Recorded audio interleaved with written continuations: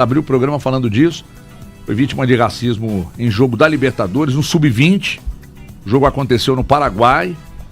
E depois do jogo, ele se revoltou, inclusive, com o repórter da transmissão oficial, que perguntou sobre o jogo, ignorando.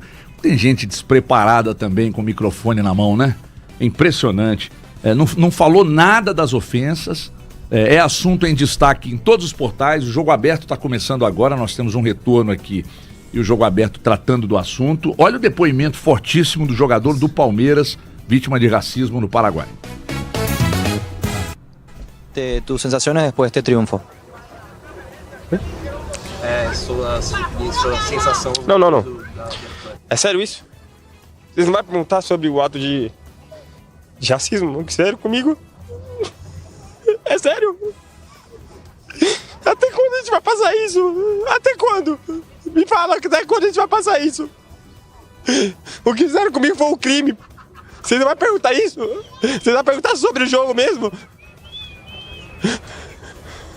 A Conmebol vai fazer o que sobre isso? A Conmebol vai fazer o que sobre isso? CBF, sei lá. Você não vai perguntar sobre isso? Não ia, né? Você não ia perguntar sobre isso. Mas o que fizeram foi um crime comigo, pô. A gente é formação. Aqui é formação, pô. A gente tá aprendendo aqui. Ei, Luiz é nosso rei! Obrigado, Luiz. Obrigado, não, desculpa, né? Tinha que ter pedido desculpa, não dá pra ignorar. Thiago Valu, bom dia. Bom dia. Se é que é possível. Bom dia pra você, pra quem nos acompanha. Eu fiquei pensando ontem, depois desse episódio, mais um com o Luigi, né? Quando ele fala, é sério que você não vai me perguntar sobre isso? É sério, Luigi. Porque as pessoas, algumas, e cada vez mais eu percebo, pelo menos na minha bolha social, que esse número tem aumentado, ou então ele se mantém da mesma forma que sempre foi, mas as pessoas cada vez mais criando coragem de se manifestarem nesse sentido. Então, o repórter não perguntou sobre isso, tem gente que acha que não devemos falar sobre isso, tem gente que acha que falar sobre isso é uma fragilidade humana. O Luigi é um menino, faz dele menos homem do que quem acha que isso é o famoso, né?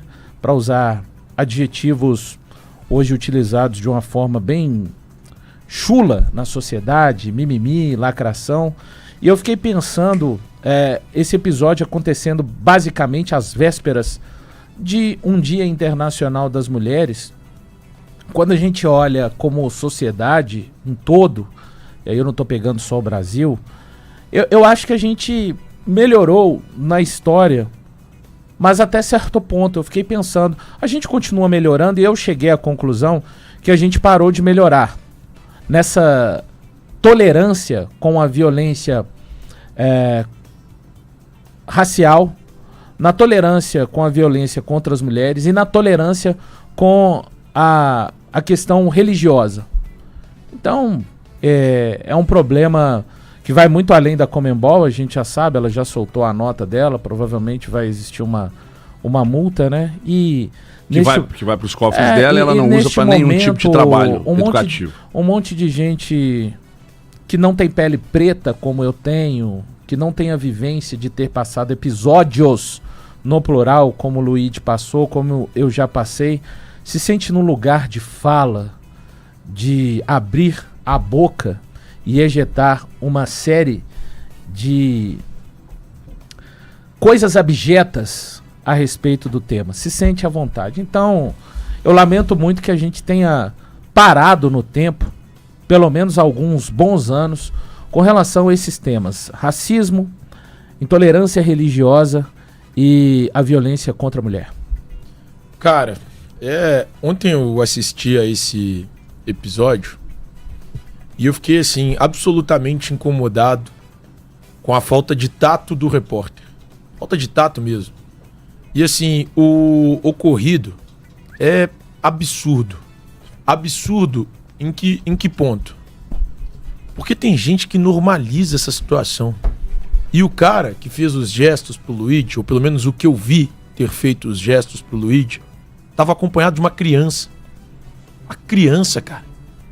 Não tem o menor cabimento. O menor cabimento esse tipo de situação ainda acontecer. É inadmissível. É um absurdo. E assim, essas pessoas são toscas ao ponto de achar que ele devia estar jogando bola, isso é mimimi, choradeira à toa. Eu recebi esse tipo de mensagem. E cara, eu faço das palavras do Djonga as minhas. Fogo nesses caras, velho, fogo. Esses caras não merecem nada além disso. Até ler um superchat aqui, HG, do Careca Hernandes. Bom dia. Ontem chorei muito, pois minha filha sofreu isso na escola. É fogo nos racistas sem dó. Abraço a todos. Ô Careca. Isso aí pega, hein?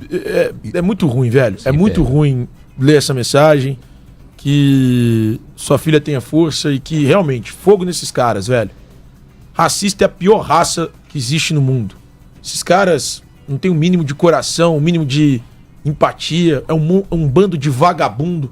E, sinceramente, a Conmebol, ela é, sim, uma entidade racista, porque ela é conivente com isso. A Conmebol é conivente com essa merda que a gente vê todos os dias acontecer nos jogos dela. É ridículo que isso ainda aconteça. Na Libertadores, na Copa Sul-Americana, nos nossos estádios, nos estádios do exterior. É ridículo que isso aconteça. E só para deixar registrado, o torcedor que acha que gesto racista é provocação futebolística, sim, você é um burro, você é um cretino, você tá no mesmo pacotinho da pessoa que fez o gesto racista, tá bom? Fica esse recado. Eu falo que eu evito muito mesmo. Registra superchat aqui, eu evito de ficar de olho no chat, porque me incomoda muito. O Nelson Sampaio disse: o Thiago, o racismo é pregado dentro de casa. Na minha casa não, e na casa de nenhum de nós aqui. Não, mas eu acho que quando ele fala isso, ele fala dentro da casa das pessoas que são racistas. Das pessoas mesmo. Que são, eu entendo, por isso eu estou dizendo que na minha e na casa de nenhum de nós aqui, isso é pregado. Então a gente não pode normalizar simplesmente nunca. Porque isso acontece aqui ou acolá. Agora, tem um outro aqui, não, na verdade, o Nelson Sampaio que disse isso. O Abner é que disse: o Pelé não chorou. Ou seja, eu vou falar um palavrão, hein? Você tá vendo? Tá diminuindo dor? Ou tá relativizando? FODASE. É muito complicado, as pessoas normalizam, se incomodam com o assunto. A gente não sente a dor, né? A gente não sente a dor porque eu, Elton, a gente não é de pele preta. O Valu e o Thiago Fernandes são, e eles sentem essa dor. Então eu acho que a gente tem obrigação de estudar. Como ser humano. Ser humano. Mas a gente precisa estudar, a gente precisa entender, a gente precisa, inclusive, sentir a dor do outro. Isso, me colocar no lugar então, de tal. Eu não preciso ser para sentir. Então as pessoas precisam entender isso. E me causa um incômodo muito grande quando, por exemplo, Thiago fez uma postagem ontem, aí você lê alguns comentários, outros colegas fizeram, aí você vai para o chat e lê esse tipo de coisa, me causa um incômodo muito grande, porque se o cara despeja esse tipo de conteúdo numa rede social, eu imagino que ele não faz dentro de casa. E aí vai ao encontro dessa mensagem aqui do Nelson Sampaio, de que isso é pregado dentro de casa para muita gente. Por isso tanta gente normaliza. Eu tenho um cuidado muito grande de me envolver profundamente nisso. E aí o Thiago Valu falou de racismo, intolerância religiosa e violência contra a mulher. Eu me envolvo muito, eu leio muito, eu vejo tudo, eu tento melhorar a cada dia, mas eu lamento que muita gente não tem essa preocupação, e sempre quando esse assunto vem à tona, num programa de esporte, sempre tem alguém que mete assim: quando é que vocês vão começar a falar de futebol? Isso foi um fato inerente ao processo, ao jogo. E tudo que está dentro de um jogo, a gente também fala, inclusive esse ato de racismo contra o Luiz. É justamente por isso que as pessoas normalizam. Porque está no ambiente do futebol, pode acontecer isso. As brigas que acontecem, os espancamentos que acontecem próximos a um estádio de futebol é julgado de forma diferente. E as pessoas Pode passar acham... a mão em mulher, pode assediar. Isso. E aí, As pessoas acham que o mundo do futebol é uma arena pode tudo. do demônio. Então, pro torcedor que mandou, pro pessoal do chat que mandou aqui, ó, vai falar de futebol hoje, isso faz parte do futebol. Precisamos debater isso no programa esportivo para acabar com isso. É um crime, é um absurdo. O jovem de 18 anos se coloque no lugar dele, com 18 anos, sofrendo as ofensas que sofreu dentro de um campo de futebol, fazendo o que ele sonha ser um dia profissional. Imagine isso dentro do seu ambiente de trabalho. Você passar por esse tipo de coisa é um crime. Não podemos normalizar. E por mim, tinha que partir. Aqui no Brasil, racismo é crime. Em alguns países, o racismo não é tratado como crime. É tratado como, vai ter uma termo de ajustamento de conduta, vai ser penalizado com alguma coisa, com cesta básica, mas não é colocado como um crime. Então, que a CBF também comprasse a causa. Aí agora eu clamo também pelos jogadores de futebol, que até 2 semanas atrás estava fazendo campanha sobre gramado sintético ou gramado natural. Faça também, coloque a cara para bater num tema tão importante. Coloquem a cara para bater. Vamos fazer um movimento gigantesco. Eu sou radical ao extremo. O Brasil sair de Libertadores. O Brasil pegar e falar assim, é assim que vocês vão tratar a gente? Tô fora da Libertadores. Porque a renda, os principais ganhos, eles vêm do futebol brasileiro, que é os times que dão renda, é os times que são protagonistas da competição há quantos anos, Thiago, que a Libertadores fica no Brasil? Trocentos, né? Trocentos. Já. Desde 2019. Desde 2019. Então lá vai pedrinha que o futebol fora do Brasil não faz frente ao futebol brasileiro. Chega um acordo com os clubes assim, quer saber do negócio? Uma a mais, uma a menos, os valores, é claro que vai ter perdas, vão acontecer perdas, deixa ele se divertir pra lá, mas a gente vai fazer um protesto pesado, não vamos participar de competições da Conmebol por causa de tudo que está acontecendo. Ela normaliza, vai lá e coloca uma tagzinha, não ao racismo, e acha que isso aí vai resolver tudo. Eu ia falar um palavrão. Só deixa eu...